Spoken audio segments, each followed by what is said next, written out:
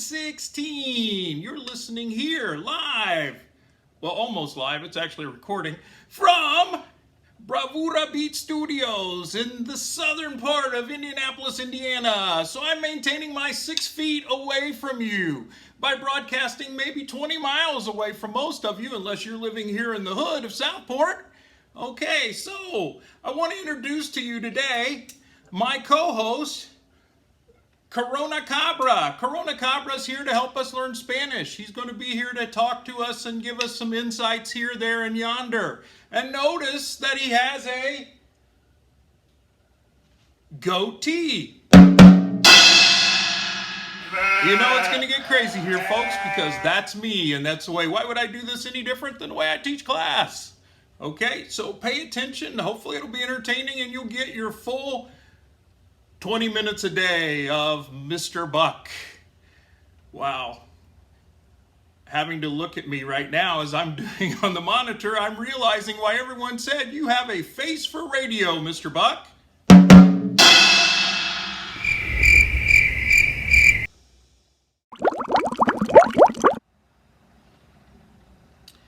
One of the things I really appreciate about our infrastructure in our Spanish class is that we have the Voces online learning tool.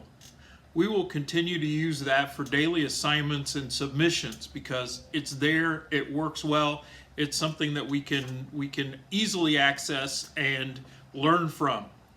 I will limit the demands during this time to, and spread out the material a little bit so it's not all so time consuming. And we usually spend about 2 weeks on a chapter. We'll probably spread that out to about a month on a chapter. That way we can optimize our learning time, and you can ask the kind of questions you need to ask.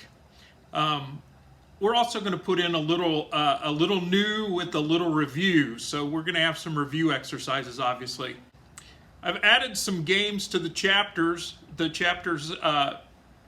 in Voces, just to make it more fun, to make you work with the vocabulary more, since we won't be seeing each other on a day-to-day participating in class. Please use the speaker icon for pronunciation in Voces. Push that button, the one that looks like the little speaker. Okay, especially on the vocab, and repeat it. Okay, we're going to return one day, and you're going to need to know how to pronounce things correctly. And even when you do your preguntas personales, I will hear you, and you will want to be able to pronounce those correctly. So please use that speaker icon.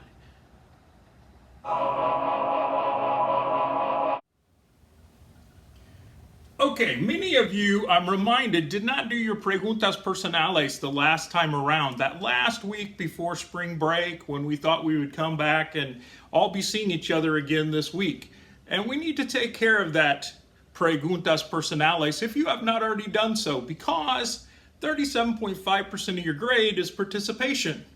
And the way that I'm going to be able to monitor participation here, especially the verbal or oral production, is through the use of preguntas personales. So if you would go back, check that out. You'll know because you have a 0 in the grade book, and get rid of that 0, eradicate that 0. Go ahead and do that for no penalty. Okay, no late penalty will be charged. Maybe a bonus for those who turned it in on time, but no late penalty. Get that taken care of. Record. I know the iPad and Voces do not always get along when it comes to recording, but do the best you can. And, if you have to, record it on your phone or on a device and on a regular PC and send it to me, and I will do the best I can to open and listen to that, knowing that I have the questions. So you just have to send me the answers. And that's all it takes.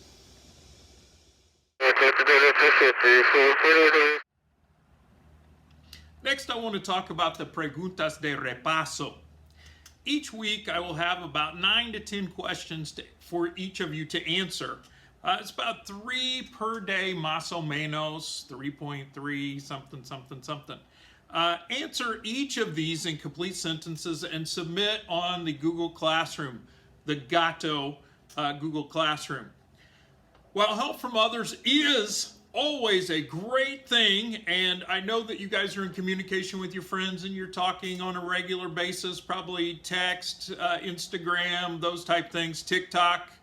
But I need you to, these questions are generally open-ended, so I need you to have original answers. I'm going to expect original answers. So you can ask for help, and that's not a problem, never a problem.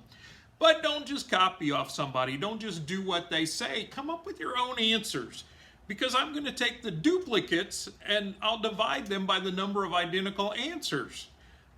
You know that I know how to do that. You know that I know what a duplicate looks like. You know that in the Spanish language, if somebody spells something a little peculiar, and then I get 5 other papers that spell it, or submissions that spell it that way, then it's pretty easy to determine. So make sure that even though you might be getting help from others, which is great, make sure that you're learning, not just copying.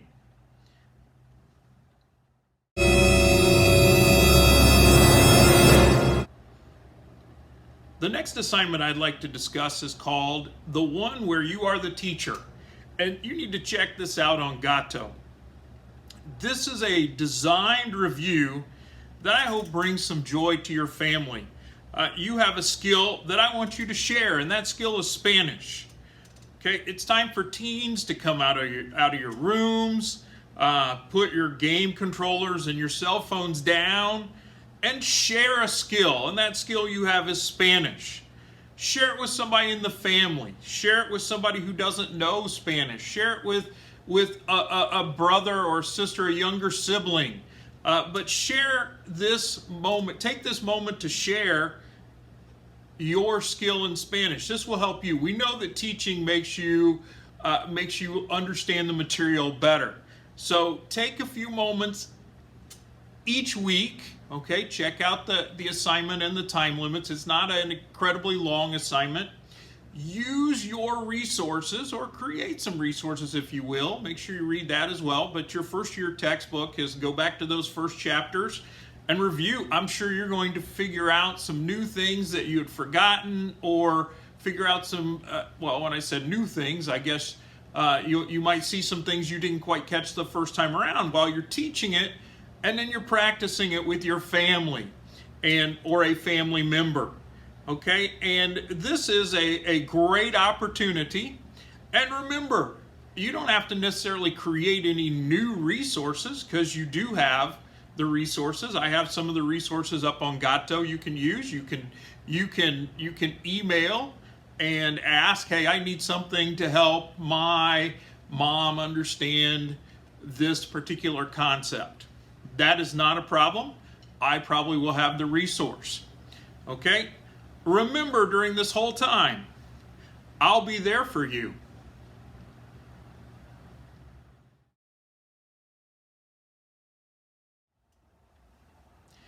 The next assignment I'd like to talk about is entitled Tiger Love. And this is for this week in particular. We might do something similar to it next week. But I have this assignment that counts for participation and participation only. If you feel isolated in this unprecedented time, sitting at home with your family, imagine what people who live alone feel like. And what I would like for you to do is, in Tiger Love, is to reach out and communicate with someone, especially an elderly person, or an immunocompromised person, or someone that you haven't spoken to in a while. Call them, write them, text them, make a card and send it to them, send smoke signals, whatever. Just communicate with them. I do not need the details of what you said or what you communicated to, whether it be your grandma, your great aunt, an elderly neighbor. Just make a check-in. Just not anything, not going to their house necessarily, but just make a check-in. And all I want you to do is to take care of that and click that you've completed the assignments. Now, if you'd like to share, All right, you are more than welcome to share, and I would love to hear these stories. But more than anything, it's just an opportunity for you to reach out and communicate with somebody, and then just click, all right, completed on Gato.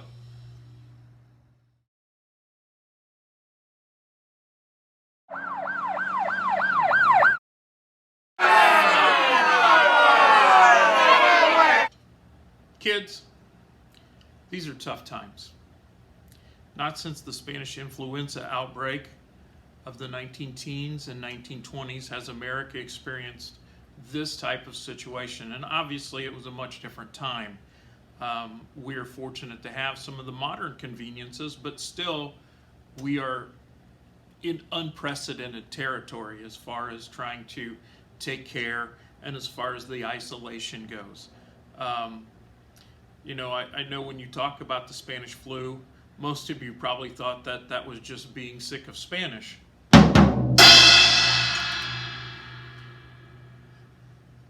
As always, I deal with stressful situations with my lame humor. However, I want to take a moment and share that your well-being and that of your family must be the primary first in your thoughts at this time. Okay, Spanish is down much lower on that priority list. Please do not hesitate to email me if you need something, if you need help, if you need time, or you just need to talk. I miss you guys very much and feel blessed to call myself your teacher. Even sixth period. All right, I cannot wait to see you again in room B116. When this is all over, it's going to be a huge historical moment. It's something that's going to impact your lives forever. My life, your life, future lives.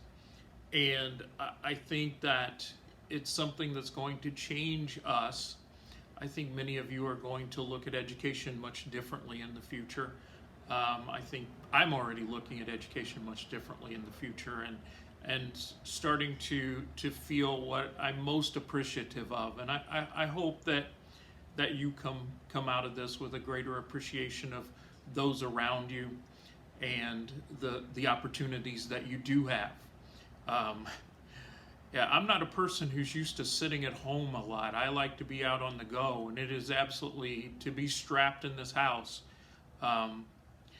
It's a crazy time. I could not imagine being a teenager at this time, because when I was a teenager, I was on the go. As soon as I got my license, I was gone. I was going to friends' houses and things of that nature. And now, I mean, for the good of everyone around you, you don't have that freedom at this point in time. But it'll come back.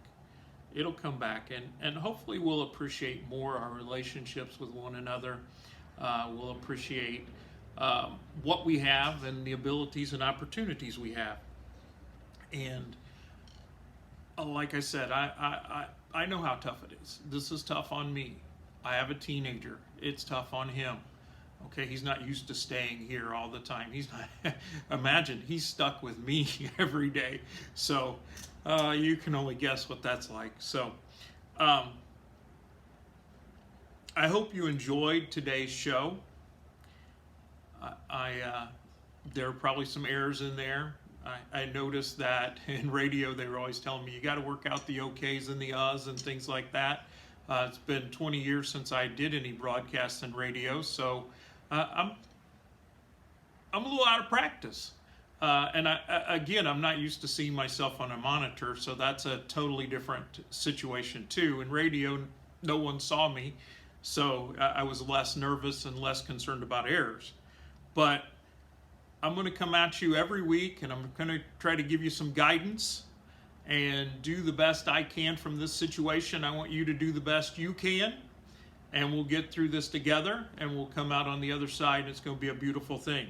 Please tune in next week, same Buck time, same Buck channel. Older people get that reference.